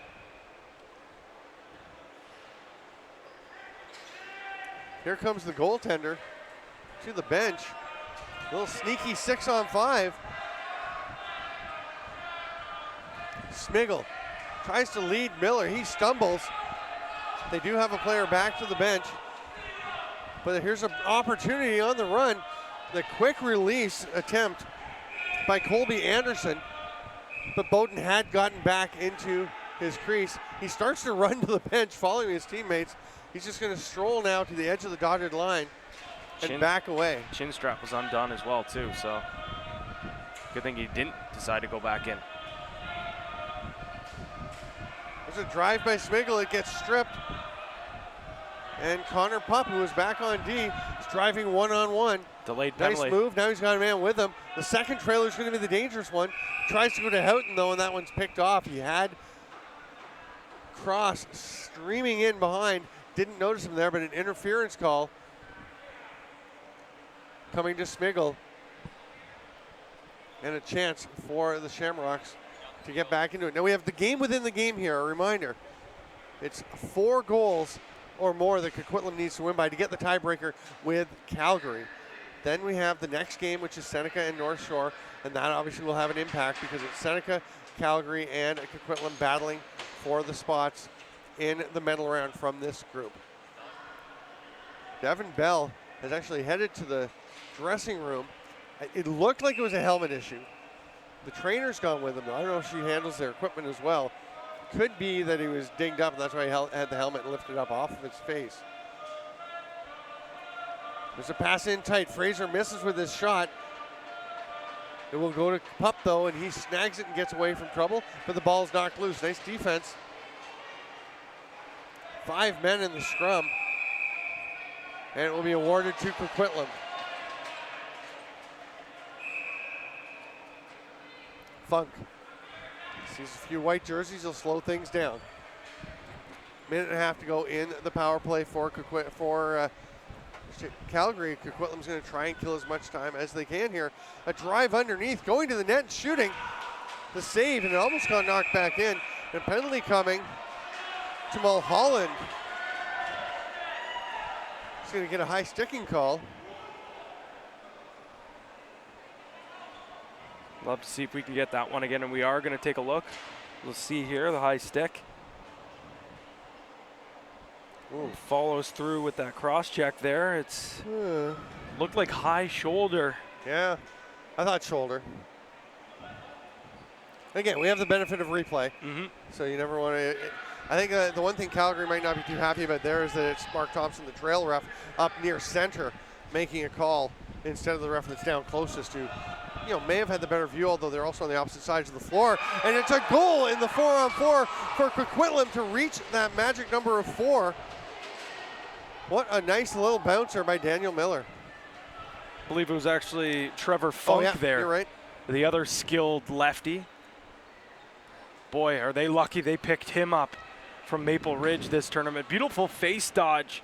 And again, Funk doesn't have the hardest shot ever, but boy, is it accurate. And he just throws that little sidearm. It was like a 3/4 release that goes right through Ferris's legs. When in doubt, always trust your cameraman. They always have the right guy. 11-7. Musso and Cross. Cross clamps down. That's going to be a Coquitlam face-off win. 55 left on the 4-on-4. Adanacs going for the sneaky 5-on-4. They love that bench seal.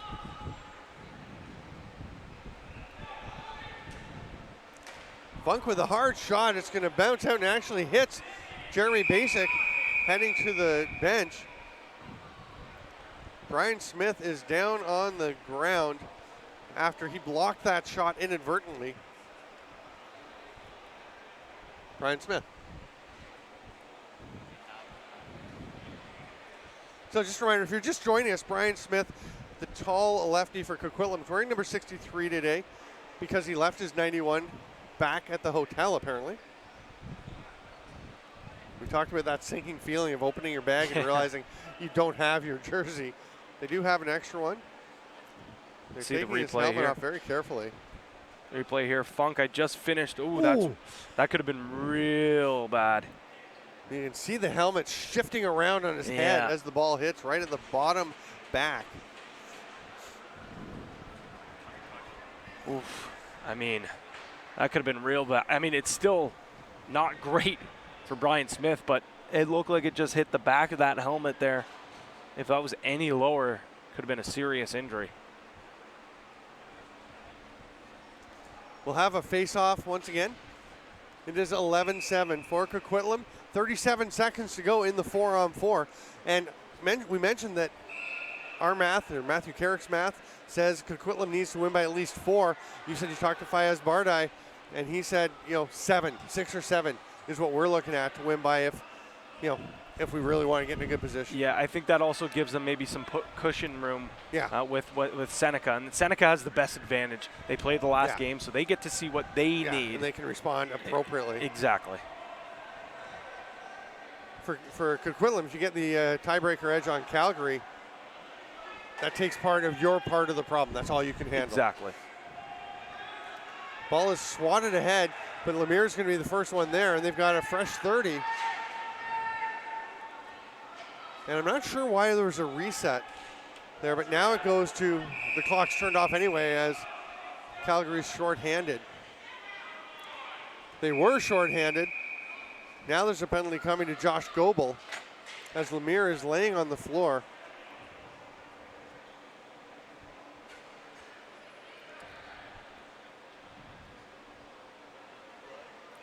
Trainer making her way out. We'll see the replay coming up here.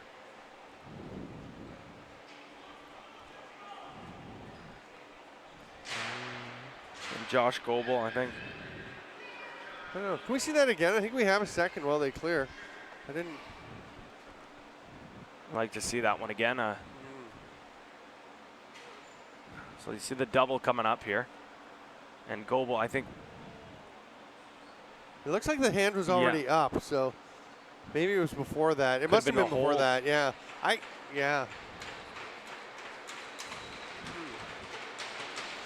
We are pleased to be bringing you this Founders Cup live on JVI Sports Network, and we thank Welch LLP, Audit, Tax, Accounting, and Consulting, for being part of making it all possible. I'm Stephen Stamp with Pat Gregoire. You can see Lemire is being helped over towards the dressing room, clearly uncomfortable. And I think that penalty must have happened because we saw the hand up as the referee stepped into frame. I think it must have happened already. Because I certainly didn't see anything there that would have been. Was it a slashing call? I thought it was slashing. If it was a slash, then it must have happened already. If it was a hold, then it could have been. We should have. You could have called the hold there with that extra arm, the free arm on the back, but I do believe it was a slash. 10 seconds of 4-on-4, and then it'll be a Calgary power play. They would have loved to get a goal there before they went to the man advantage, because then, of course, you have the chance to still score with the extra man. But it is now 1:28 to go in the Goebel penalty.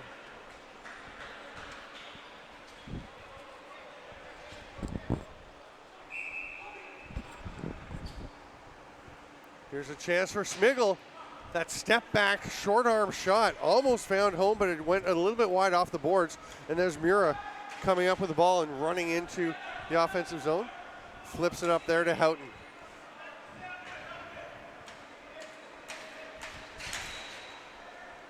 And the trainer's just had her bag passed over the back of the Calgary bench. So she's heading back in, and you can see, well, when we get a chance when we swing, look at the Calgary bench. Lemire is at the end of it being treated. There's Houghton. Steps out, fakes the pass, now skip pass, got away from Pup, and he can't grab it. The shot clock expires anyway, and Josh Milligan will just toss it ahead. You saw there, Lemire looks like he's getting some treatment done, so that usually means that he's heading back Andrew Miller going to the net, saved by Ferris, and then it goes back to Miller, but he'd gone through the crease. Yeah, you're going to see it right here. He's coming in frame right there to the right of the Calgary bench. You see the backup goalie on the door with the green shirt, and then Lemire is just outside of the bench area. Still 15 seconds on the power play. There is time to get a shot off without worrying about the player coming out of the bench, the penalty box. But now Buono's got it, and it's a 2-on-1.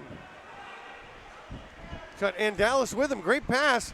There's another save by Ferris. He's faced a handful of breakaways in this game and been really up to the task.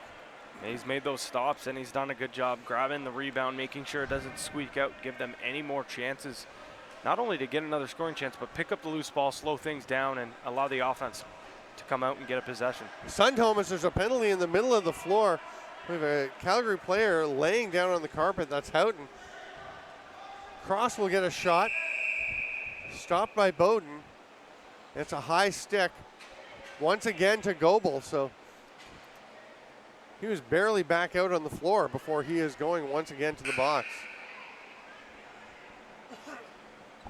Some undisciplined penalties here for Coquitlam.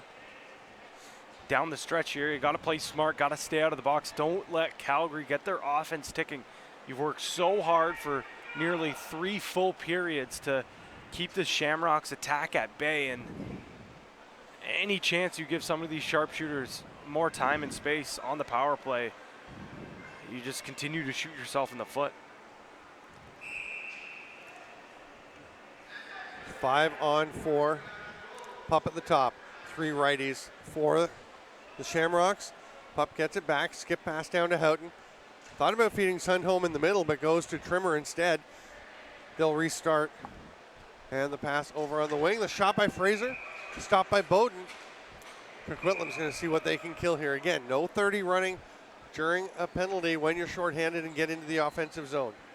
So Smigel will take it. Leaves it for Funk. Over to Andrew Miller, who's really been playing up front a lot and doing a very good job of it today for Coquitlam. Smigel into traffic. He gets buried into the turf by Mulholland. They were engaged and he just ran him to the ground. I think that's all right. Him and Mulholland have had some good battles going on here in this game.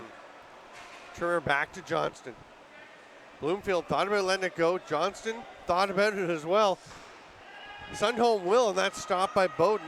Goes straight back to Colby Fraser. Lots of time on the penalty, 51 seconds. And the fresh 30. Bloomfield fakes out to Johnston.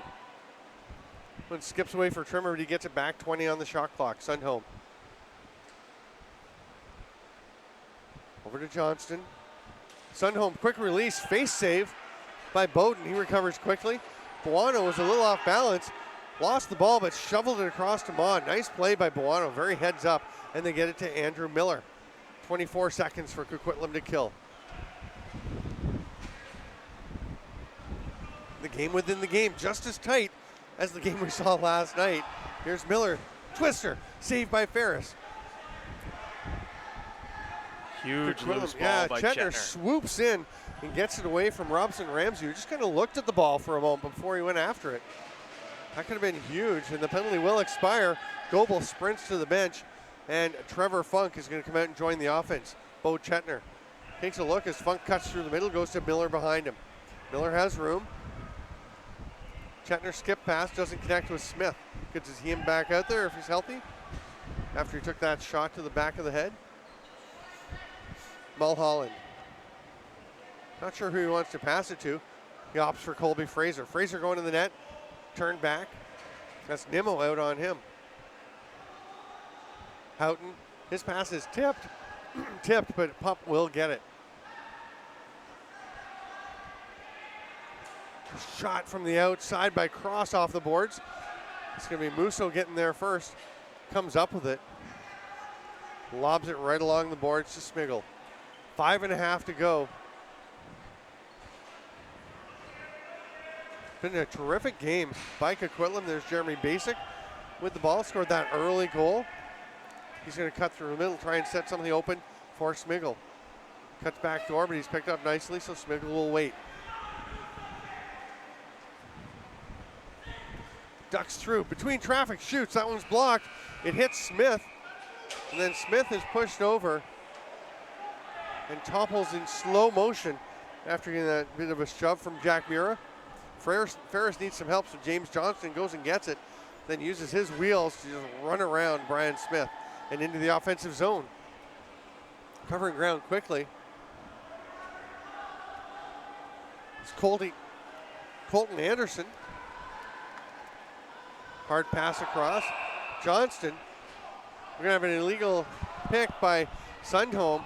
It looks like he may have gotten Andrew Miller up in the throat area because Miller definitely not looking very comfortable.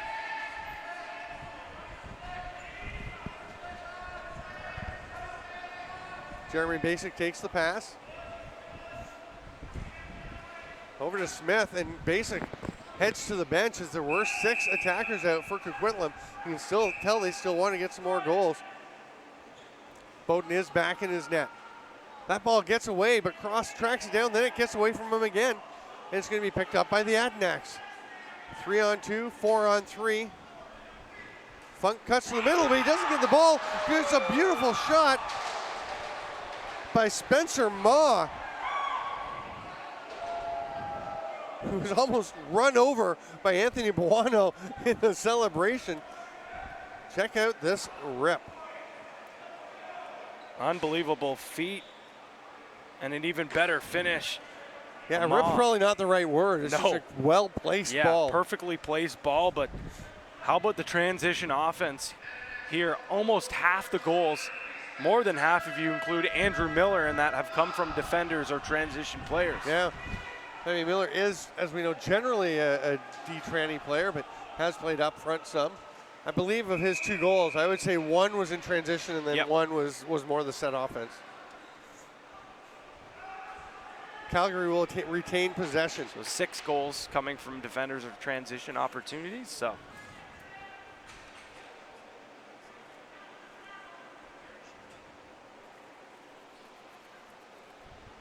12-7, 4 minutes to play.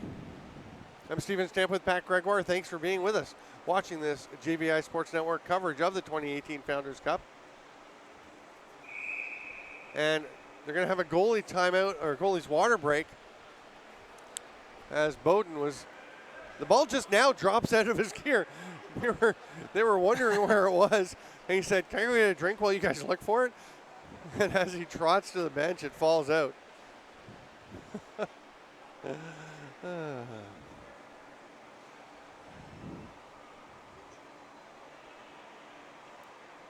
So as it stands right now, Coquitlam's goal average formula sits at 0.5294, while Calgary's is 0.5370. So that's how tightly contested. You see the replay here? Just bloop. Yep. Ball squeaks Pops out there. And he takes a look. Hey, where'd that come from? A shout out to Courtney Mrotek, who is the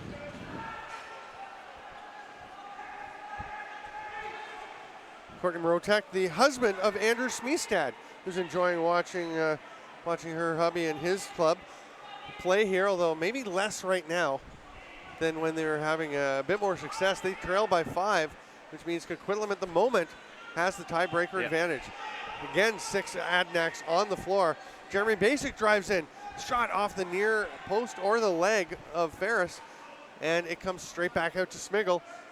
And Bowden had sprinted out to the bench. He goes back to the bench. He sprinted out from the bench to the crease. He's going back and forth. There's Daniel Miller. Jeremy Basic back to him. Basic has it. They start to run in play. Smiggle with the big pick. They feed it through. The bouncer by Funk gets up and out of play. And Bowden once again will head to his crease. Love Cale the Lundell. aggressiveness, that bench seal that we keep seeing. Continuing to try to extend this goal differential as it sits at 5 right now. Too many men called on Calgary. That would be a tough one to argue because they had 6 guys up right by the dotted line. Do you want to quickly explain a bench seal, as we're going to have a timeout actually from Coquitlam, what the bench seal is? So basically the bench seal is the goaltender comes off, you add that extra attacker, and what the player from the bench is, he's coming out directly, setting that seal up top to free some space for another player. As they, some teams have a different count or whenever it may be, but after that happens, it's only quickly because you don't want to stay 6-on-5 for too long. So as that seal then comes up, the next closest guy to the bench that's not involved in the play then comes hard to the bench, and the goalie goes back down the other way. We've seen Coquitlam do it quite a bit. We saw them do it in the first and second game, but here today, they've been executing it even more. I believe the two Sam Ann Dallas goals actually came off those bench seals as well.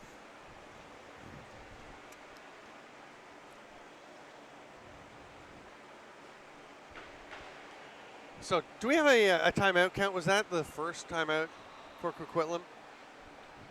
I mean, it probably won't matter because we're in the final few minutes here. But if we were to go to overtime, a huge comeback by Calgary, then that would become an issue. I believe we're hypersensitive there. I believe both teams have used one timeout. Okay, but Coquitlam's used one in this period. Yes. So Calgary was in the second period. So Calgary does have a timeout they can use. Coquitlam does not. Jeremy Bask will start with the ball, and again, Coquitlam in the 6-on-5 set to start off. 2:42 to go. Smith straight back to Basic, straight back to Smith. He's playing catch a little bit. Here comes Basic to the crease, to the net, the bench, sorry. The one-hand shot by Smith. Wasn't the most dangerous opportunity. Here comes Geib, tosses it ahead to Houghton. Fraser will just clear out some space and then accept the drop pass. Overhand shot hits Andrew Miller in the leg. Froze gets it and runs out of trouble, he hopes. Now he's back to the middle. Great job escaping the pressure. And Andrew Miller was staying there because he couldn't run very quickly after he'd been hitting the calf, but he does get over to the bench, as does Bowden, but the ball squirts away. It's grabbed by Geib. 1:50 to go. Calgary down by 5, but again, the game within the game. Calgary wants to get a couple of goals here to make a difference. Nimmo couldn't handle it. Now, if it is a 4-goal difference that Coquitlam needs, and they're up by 5, you might think they would just keep the goalie in. Smiggle with the shot, as there's a penalty coming to Calgary, and it's a penalty shot. That is a too many men call against Calgary, and you can see right now they've got 5 guys walking to the bench and Cale Lundell. They had 6 players on the floor, no question. Yep. And it's an automatic penalty shot when it's too many men on the floor in the final 2 minutes of a game. Yep. And now that, as you mentioned, yes, right now they're sitting okay with the tiebreaker over Calgary, but from my guess, what they want is they want that first seed. So they're continuing to pad their lead to give them a little more leeway for Seneca to have to then, if they then get into a tiebreaker situation where they want to get ahead of Seneca so they don't have to play Elora in the first round. Yes. Nobody wants to play Elora in the first round, I don't think. In that semifinal game. Pretty strong. Yeah. So the second place team in this division will play the first place team from the other pool, and of course the first place team the second. Here comes Andrew Miller. Oh, nice move. Had some space, but ripped it just a little bit wide, and then stepped in the crease. We'll have a face-off with 1:30 to go.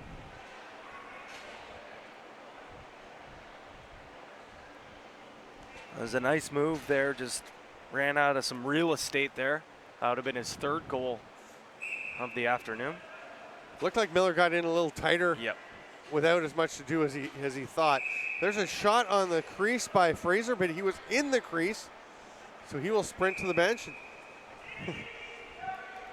Another similarity, there's not huge similarities, but the Christian Del Bianco look, as Bowden was about the 3rd Adanac to the bench there, sprinting out. Del Bianco will pass his teammates as he runs to the bench. Yeah, he's a freak. 6-on-5. Daniel Miller to Smiggle. They're passing across the top. If that one got picked off, it'd be trouble, but they're very careful. The man has gone to the bench. Funk fighting his way through, shoots and scores. What a play by Trevor Funk. That is just a one-man gang fighting through defense and ripping a low-to-low. Talked about Trevor Funk. That's his hat-trick goal. His first 2 change-ups. This one, he puts absolutely everything into it and whizzes that one by Ferris. does it all on his own, and then carries Nimmo on his back after Nimmo had jumped onto him to celebrate. Buono wins the face-off. He's going to go to the net and shoot, scores! Buono will be fired up. And it's 14-7. Coquitlam running away right now from the Shamrocks. You got to think that's going to be a huge boost to whatever tiebreakers this thing comes down to. Fayez Bardai working his bench. I know Fayez Bardai, you mentioned as well too, with 4 goals. Yeah. I know he's a great coach, but I don't know if he's got the calculator going, figuring out, okay, we're at 4, we're good. I think they spent some time last night. They did, and that's why they said 7 was the number that they felt comfortable with. And they've got it. 40 seconds to go, and a number of players were motioning to Bowden, stay where you are. You're not coming anymore. So they'll run an offensive set, but I don't think they'll bring Bowden out anymore as he pounces on that. Let's see. No, he is staying there, and everybody is motioning him to stay there. And now they're just going to all run back into their own end. Andrew Miller has it. He's got a pair of teammates back by his net, and now it's actually the Shamrocks stopping the Adanacs from getting back there. That's Nimmo with the ball. Reverses direction. Lundell comes in as they try to pressure him. 2 seconds. It will end. A huge 14-7 win for the Coquitlam Adanacs. We don't know how all the tiebreakers will play out until after the Seneca game, but we know the Adanacs have done pretty much everything they could to put themselves in the conversation to keep fighting for a gold medal. What a performance. What a performance indeed. A complete team effort from the end and out. Defense, goaltending, offense, and of course, the coaching staff as well. Perfectly executed game plan. They got their number 7 as well. And you see the Seneca War Chiefs cheering as well as they feel like that might help their chances. Yeah, the War Chiefs are standing over by their dressing room watching. There are the standings. You can see Elora is clinched in Group A. Calgary drops to 2-1 with this loss. Coquitlam goes to 2-1 with this win. So Seneca, they have to take care of business, make sure they go and beat the North Shore Kodiaks. And you can see the numbers. Calgary was 22-14, a +8. They're now a +1. Coquitlam was a 0. They are now a +7.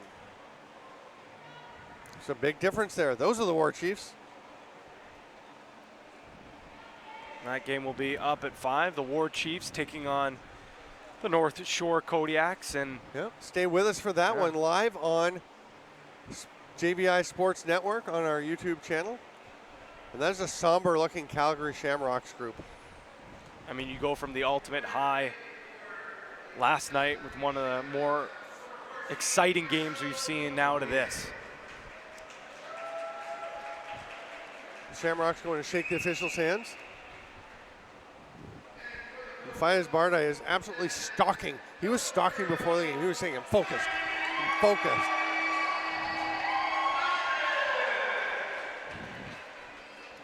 Gordon Bowden is the player of the game for Coquitlam. Marshall Bloomfield was the game MVP from Calgary as well. So we're going to wrap things up, but make sure you do come back at 5 p.m., just under an hour from now, Eastern Time. I'm Stephen Stamp on behalf of Pat Gregoire and the rest of the JVI Sports Network crew. We'll see you in an hour.